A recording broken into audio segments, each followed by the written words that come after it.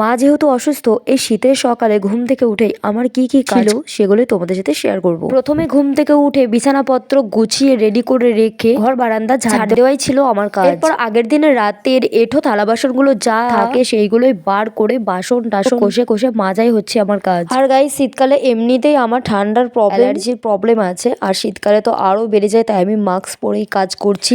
এবার চলে এসেছি আমি উনুন পাটা পরিষ্কার করতে। প্রথমেই আমি ছাইগুলো তুলে নিচ্ছি এই হাঁড়িতে। আর কথাতেই বলে যে রাধে সে চুলও বাঁধে, ঠিক আমিও তেমনই। আর গাইস, জানো তো, উনুন না লেপে বাসি উনুনে কিন্তু রান্না করতে নেই, এতে কিন্তু গৃহস্থের অকল্যাণ হয়। আর আমার উনুন লেপতে খুবই ভালো লাগে, তাই চালাই। এই উনুনটা লেপা হয়ে গেলে আমাদের তোলা উনুনে চলে এসেছি ভালো করে লেপতে, কেননা এটা একটু পিঠে পুলি বানানো হয়। এরপরেই আমি ভালো করে ঝাটপাট দিয়ে নিলাম উঠোনপত্র। আর ততক্ষণে মোহিনীকেও বাইরে নিয়ে এসেছি রোদের মধ্যে। আর জানো, মায়ের যেদিন অ্যাক্সিডেন্ট হয়েছে তার পরের দিন মোহিনীরও অ্যাক্সিডেন্ট হয়েছে, ওকে বাইকে চাপা দিয়েছে।